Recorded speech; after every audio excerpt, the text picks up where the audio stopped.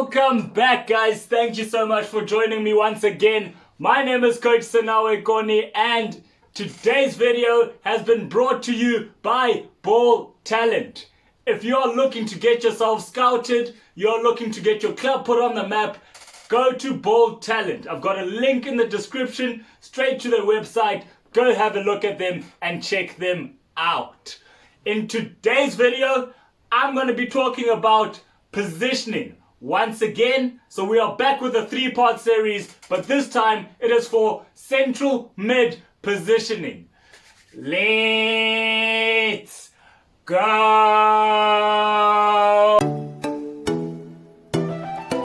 You know, for me, it's all about performance.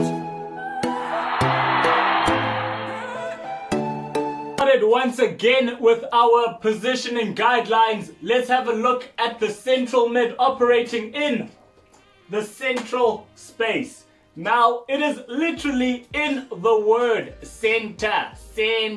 So you need to be operating right through in this central space here, right there in between the reds. So if you're a central mid, you're looking to do majority of your work up and down in this central space, making sure that there is at least one of you, because you do play central mid with two or possibly even a third central mid player with you. So when you are operating in that central mid, make sure that there is always at least one central mid who is always in this central space over here.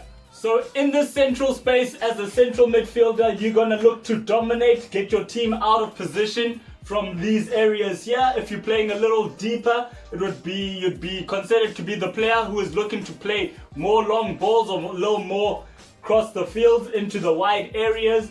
But the more that you go up into the central midfield with the ball, you're going to be looking to play a little more intricate passes with support coming in very closer to the goals as the team builds up going forward. So very important to note for the central midfielders in this central space here is that you are limited for touches. This area gets very crowded very quickly from a lot of different people playing in many positions, because this area here is in line with the goals, and it is where majority of the build-up is and where some teams tend to find a safe haven through this area here. It is the quickest route to goal, so make sure that you are protecting it and you know how to protect it.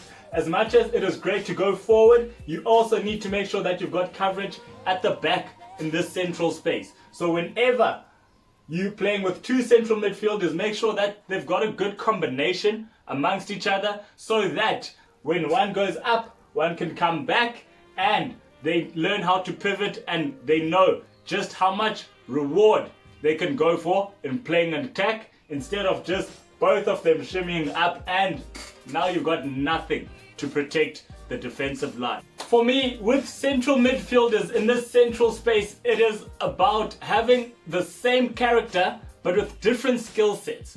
Now what I mean by that is the job of a central midfielder is to connect the back to the front and also the left to the right. So making sure that the cycle and the recycling of the ball is clean, it's efficient, it's smooth, and it's going towards the right players at the right time.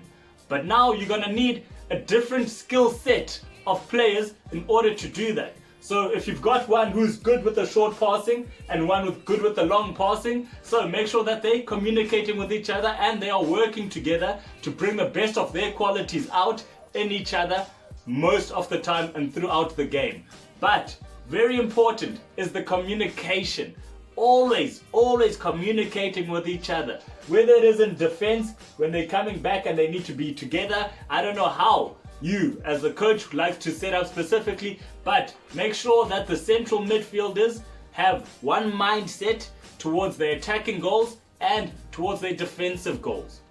And now let's get into the half space. So these lines here, not too central but not too wide either. Those are crucial points for the central midfielder. Remember we spoke about that overload and that overcrowdedness that happens in the central? If in attack one of your central midfielders learns how to step into these channels at the correct time it almost alleviates that pressure and creates an extra option for you. So, as a central midfielder, be comfortable coming into here. This half space here is typically driving space for central midfielders. So that time where you get the ball and you get to run forward with it before you need to release a pass, you often find that run is happening in between, no matter where you at the top or the bottom of the half. But that run where the central midfielder is dribbling in the middle of the field and roaming himself forward, that happens in the half spaces.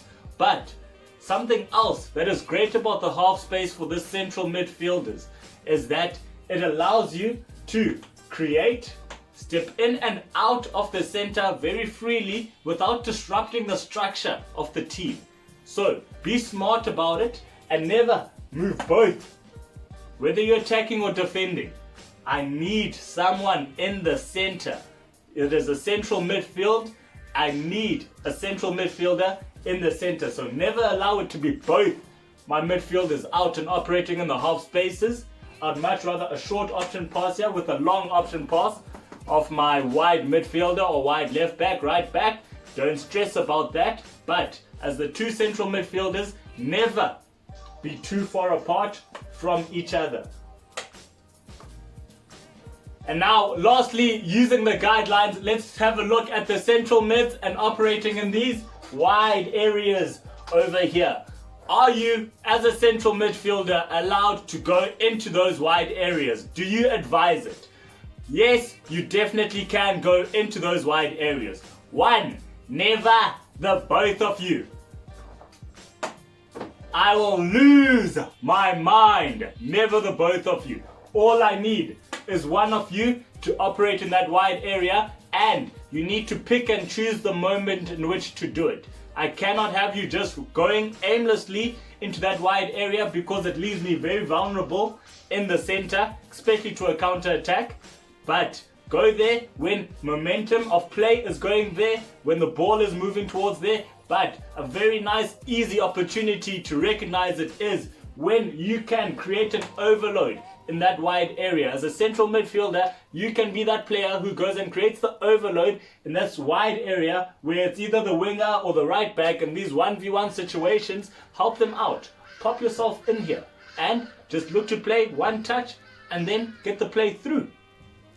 And then another reason for a central midfielder just to pop themselves out into these wide areas is on the break of a counter attack and the play is gone there. I don't have my wingers, I don't have my strikers, I don't have my wide midfielders. So the first person to react should be one of my central midfielders, not necessarily my central back, or if my right back or left back have been caught out, I need response from the person who is closest to that back defensive line.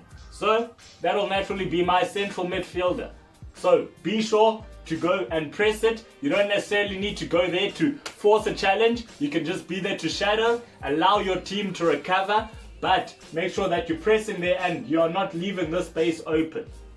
And ladies and gentlemen, that is it for part 1 of this central mid positioning series. If you liked what you saw today, please make sure to hit that like button. If you have any questions, you think I may have missed something, please leave a comment below and I will be sure to get back to you. I will see you again in part 2 where we get to central mid on the ball. Thank you so much, ladies and gentlemen. I will see you next time.